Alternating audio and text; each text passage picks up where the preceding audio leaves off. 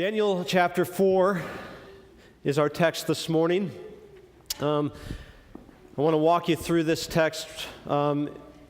It's written from the perspective of the king of Babylon. And so I want to walk you through the story from his perspective this morning, okay? Bring me a scribe immediately. I need a scribe. I need to write down these things that have happened to me. And so my servants gather and bring in a scribe. Now sit down and write what I tell you. King Nebuchadnezzar, to all people, nations, and languages that dwell in all the earth, peace be multiplied to you. It seemed good to me to show you the signs and wonders that the Most High God has done for me. How great are His signs and mighty His wonders. His kingdom is an everlasting kingdom, and His dominion endures from generation to generation. I didn't always feel that way. I didn't always have that perspective. You see, I was great Nebuchadnezzar, the king of the greatest empire in the world. I was the king of Babylon. Our empire had grown and become so massive and so great. Our military campaigns had been so successful that people stood in fear of Babylon. We exceeded the might of the Egyptians. We became stronger than the Assyrians. And I found myself, Nebuchadnezzar, king of the greatest empire in the world. I was prospering. I was victorious. I was powerful. I had decisions over life and death. People trembled in my presence.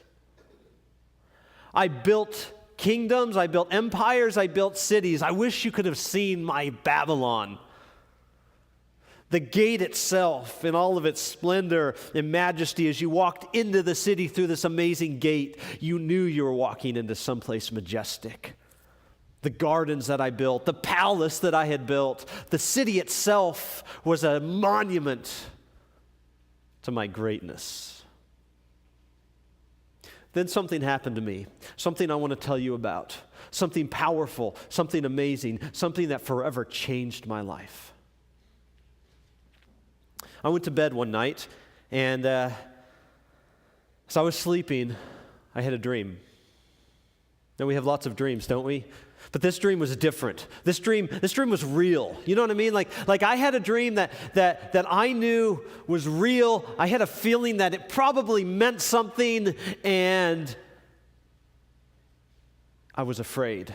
Like the visions of this dream caused me a great deal of fear. I trembled, and in the middle of the night I woke up and I called for my servants. I said, "Servants, get in here." Now when I call for my servants, it doesn't matter what time of the day it is. They come, and they come immediately. So my servants are coming, and I said, "Bring me everybody that you can think of that can help me." And they're like, "Well, who do you need, King?" I said, "I had a dream." You had a dream. Yeah, I had a dream, and it's freaking me out, and I'm scared, and I need someone to interpret it for me. So bring me the astrologers, bring me our Chaldeans, bring me the magicians, bring me all the religious guys in our kingdom. Bring them to me, because I have to know the interpretation of this dream. I have to know it now. And so they brought him in. Immediately, these guys start coming in. All of our magicians and the Chaldeans that were great with, dreams and stuff like that, and astrologers, and they sat before me, and I told them the dream. I said, "Guys, here's the dream." They met, and they talked, and they discussed it, and none of them could come up with an explanation. I mean, sometimes our dreams are bizarre, you know? You ever have a weird dream that you can't quite explain, and then you try and explain it to someone, and you're like, "Wow, that was weird." They could not explain my dream. But there was fear. There was trembling. I was concerned. And not one of these men could tell me what this dream meant. And then I remembered, there was a man in our kingdom. He had helped me out before. See, I had another dream a few years back, and this man was able to interpret the dream for me.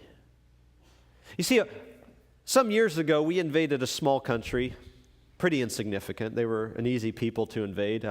Israel was the name of that nation. And like I said, a small country, not anything that was a major campaign. But we went in, we invaded them, and we took from them their best young people, their most promising, brightest young people. And we brought them back into Babylon to instill within them the culture of the great Babylonian Empire.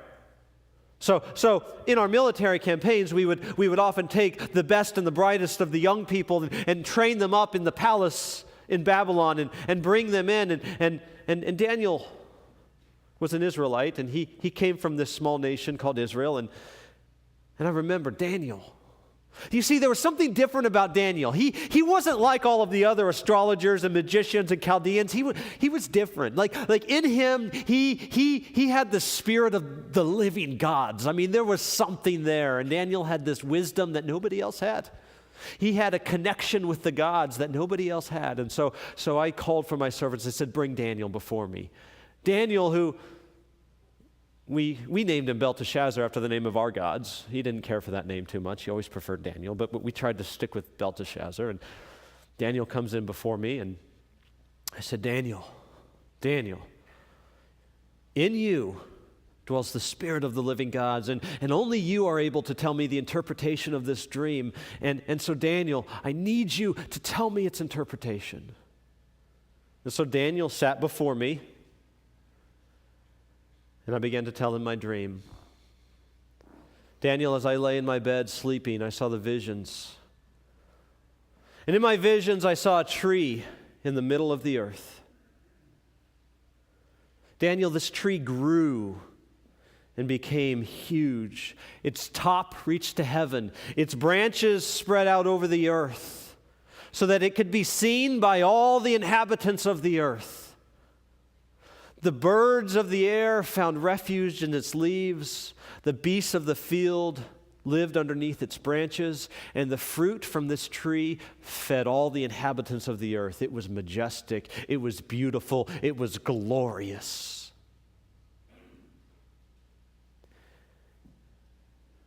And then I saw someone come down from heaven, Daniel. A watcher, a holy one, somebody with power, somebody with authority. And it is his words, Daniel, that caused me to tremble and shake in fear before you, Daniel. Me, the great king of Nebuchadnezzar, I stand in fear. And this watcher, this holy one, commanded with a voice and said, chop down the tree, lop off its branches, take off its leaves, scatter its fruit. Let the birds fly from its branches and the beasts from underneath it. But leave the stump. Leave the stump and the roots in the ground, and let that stump be bound with a band of iron. And let him be wet with the dew of heaven. And let his mind be taken from him, and let a beast's mind be given to him. And let 7 periods of time pass over him, till he knows that the Most High rules the kingdom of men, and gives it to whom he will, and sets up over it the lowliest of men.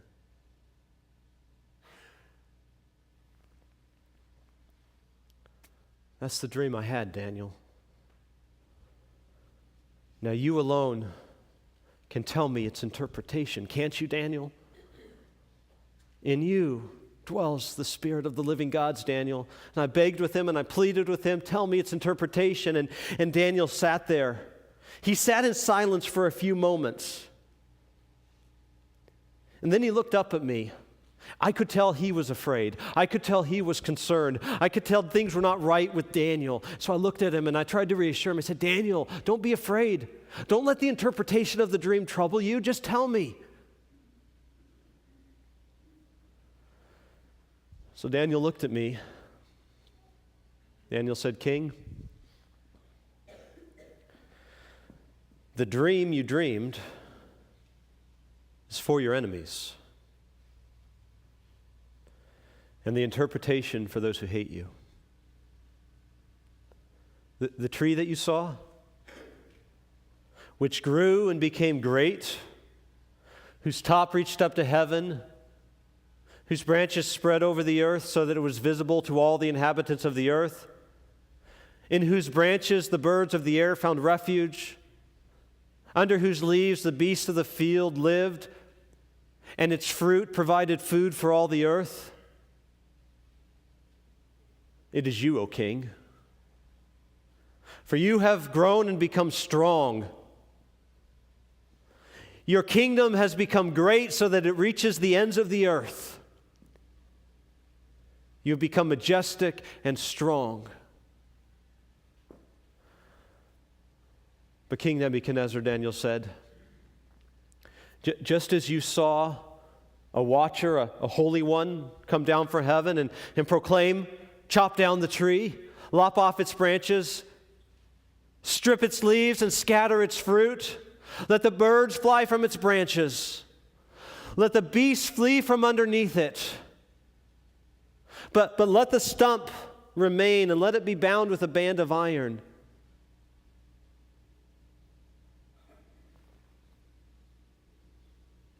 Daniel said, Nebuchadnezzar, king, your kingdom is going to be taken from you.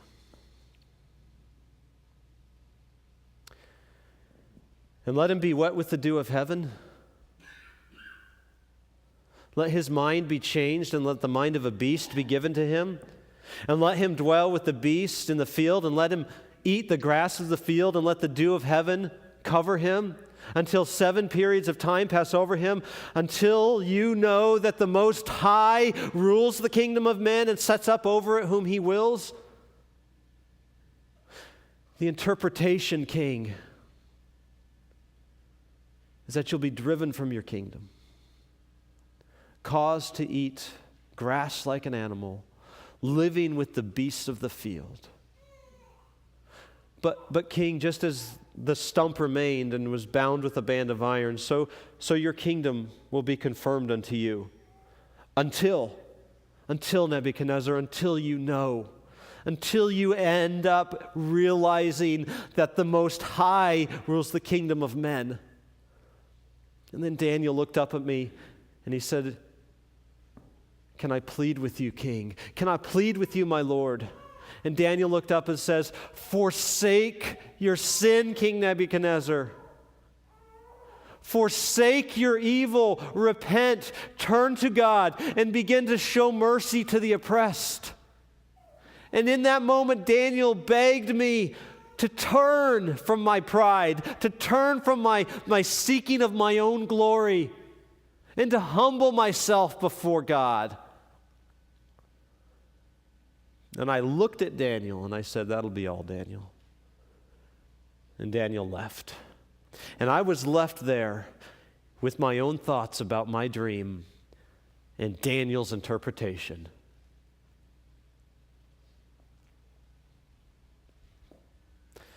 The great king of Babylon, having his kingdom taken from him, being given the mind of a beast, that I would dwell in the fields and eat grass like a beast. The king of Babylon, great Nebuchadnezzar.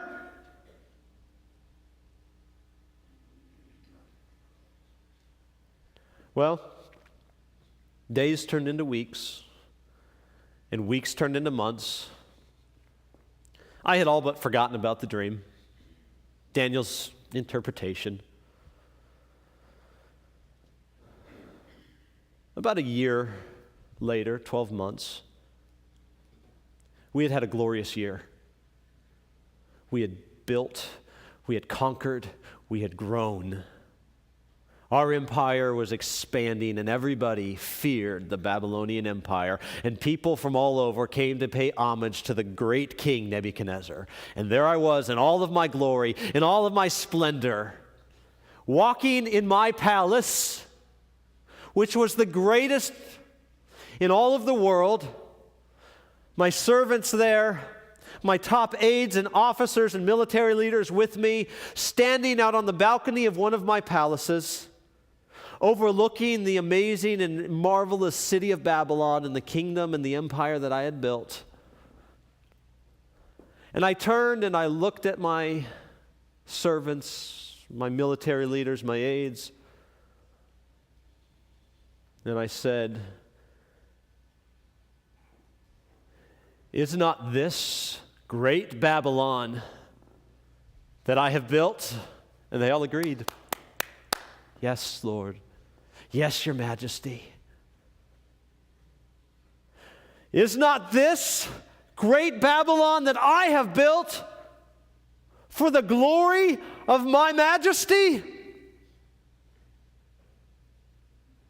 I no sooner got the words out of my mouth than I heard one of the most fearful things in all of my life. I remember it to this day. A literal, audible voice from heaven came down saying, "King Nebuchadnezzar,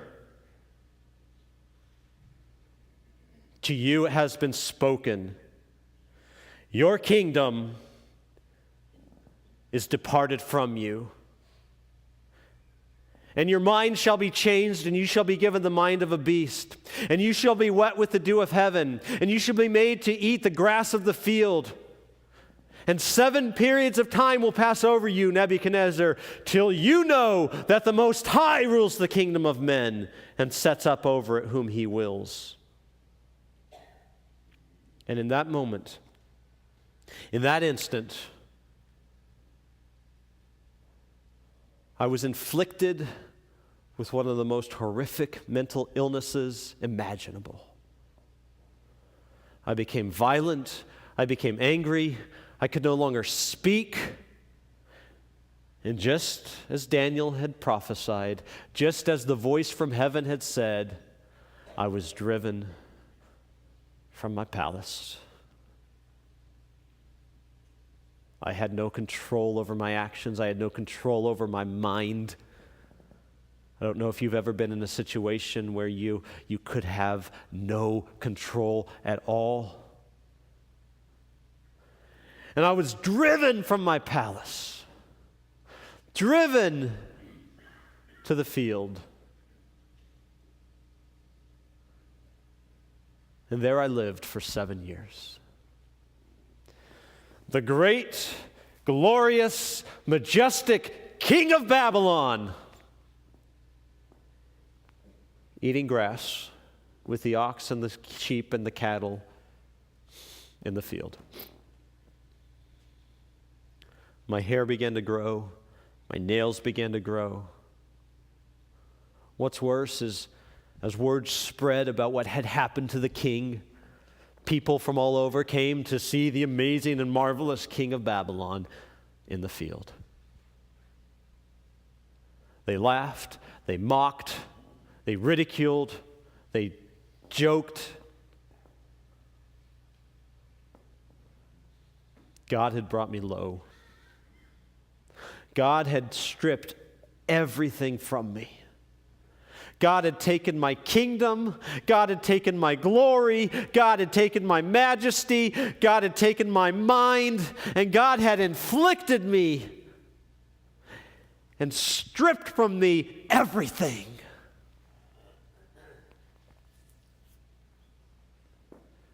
And I became nothing more than a crazy man eating grass in a field. 7 years I lived in that field. 7 years. And then one day, I find myself in a field.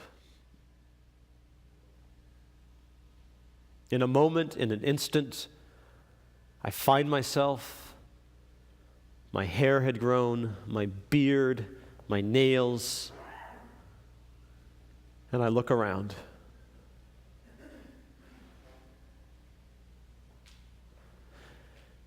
And my mind had been returned to me.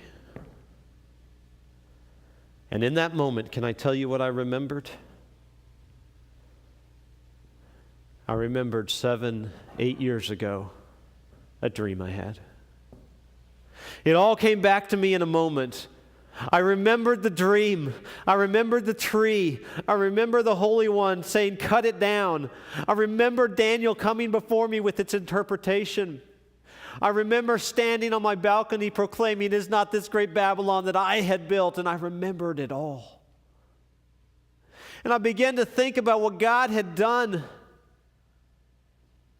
That God, the God of heaven, who sits on a throne far greater than the throne of Babylon, that the God of heaven, far more powerful than the king Nebuchadnezzar himself, that the God of heaven, the God of Daniel, would see fit to invade my life, would see fit to strip me of my pride, that he would see fit to get so involved and to pursue me with a love that he would strip away my pride so that I could see his glory. And it all made sense, because for the first time in my life, I knew that the Most High rules the kingdom of men, and he sets up over it the lowliest of men, King Nebuchadnezzar.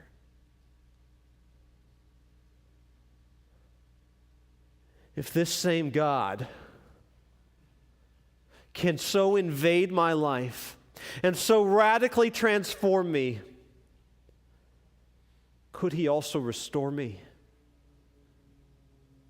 What had happened to my kingdom?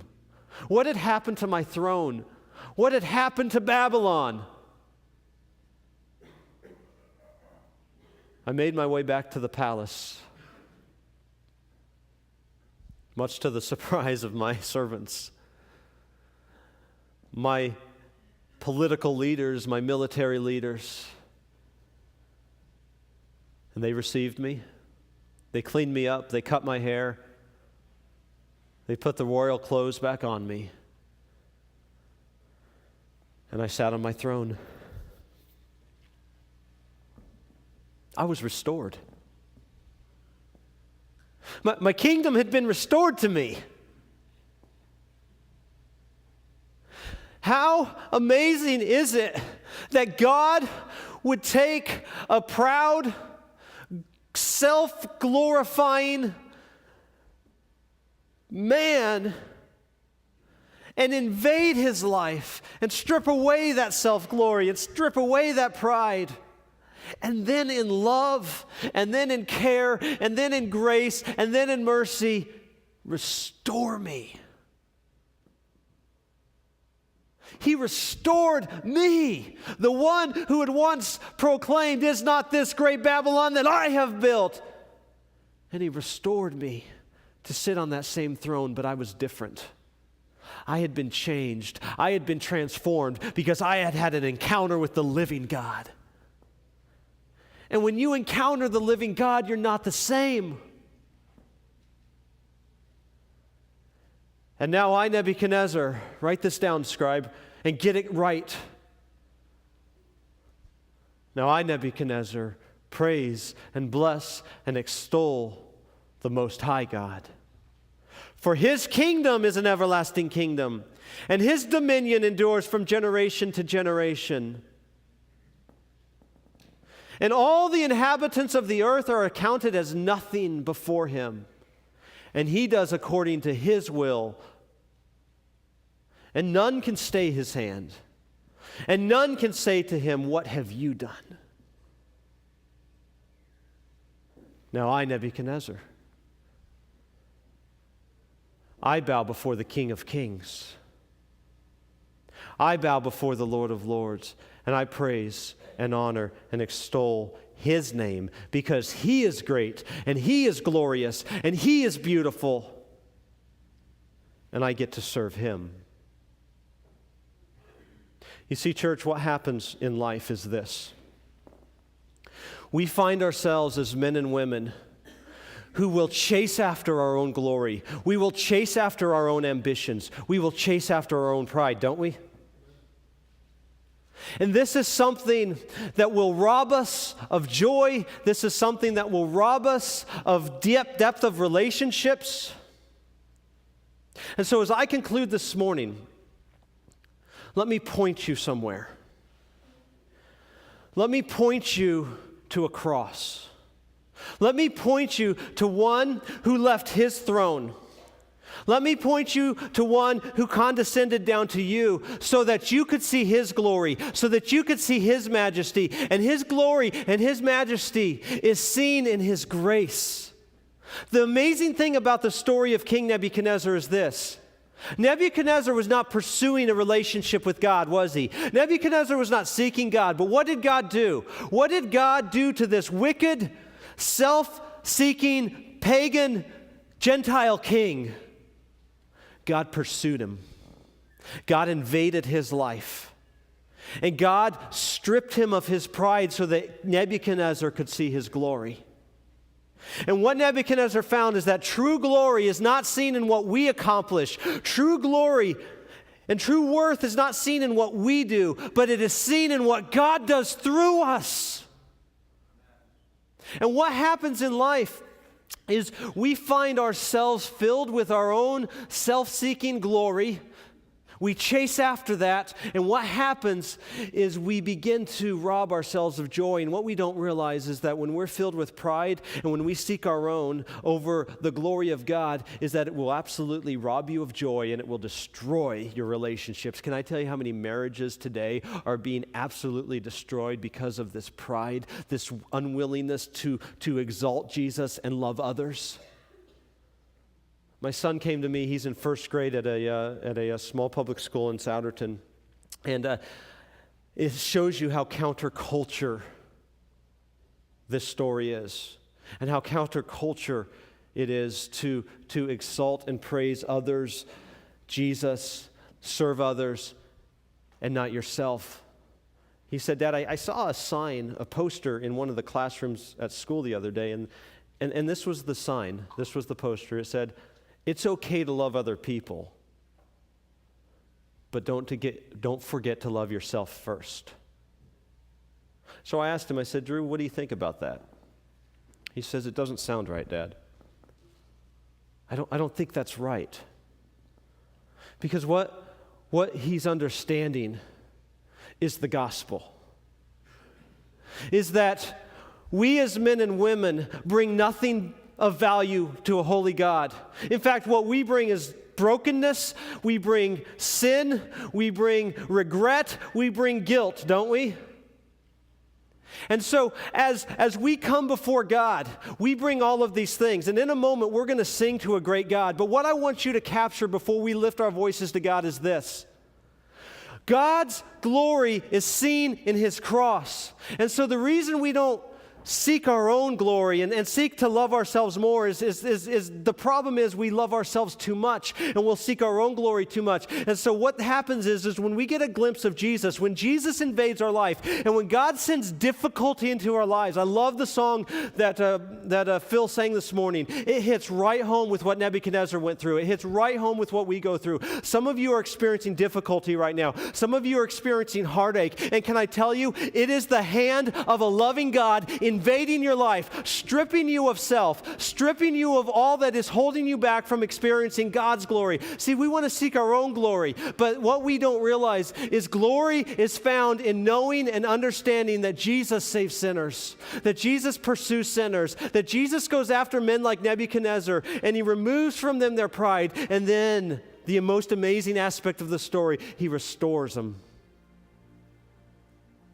How amazing is it that we serve a God who will so invade our lives, who will so crush us, who will so inflict us, so that our pride is stripped down, and for the first time maybe we can see his glory, so that our lives are changed, so that we no longer become self-glory-seeking men and women, but we seek the glory of the King of Kings and Lord of Lords, Jesus, high and lifted up. And so I don't know what you're experiencing today. Listen, I could tell you stories in my own personal life of how God has done this. Do we all want to be successful in what we're doing? Yeah, we do. But more important than success is the glory of God. You see, God is a jealous God, and He will share His glory with nobody. And what we do as men and women is we exalt and lift up a great God. We exalt and praise an amazing Jesus who goes after us in love. And so if God is pursuing you today, if God is going after you today, and if the trials of your life are pushing you to Jesus, understand that God is doing that because He loves you. And He's got a better plan for you than what you're experiencing right now. He's got a greater dream and a greater vision for you or for your life than what you're experiencing right now. And so what God does is He invades our lives, and it's a painful process. It's a difficult thing. But when God does it, it's a beautiful and a glorious thing so that we can step back and say, I'm no longer concerned with self-exaltation. I'm concerned with exalting my King.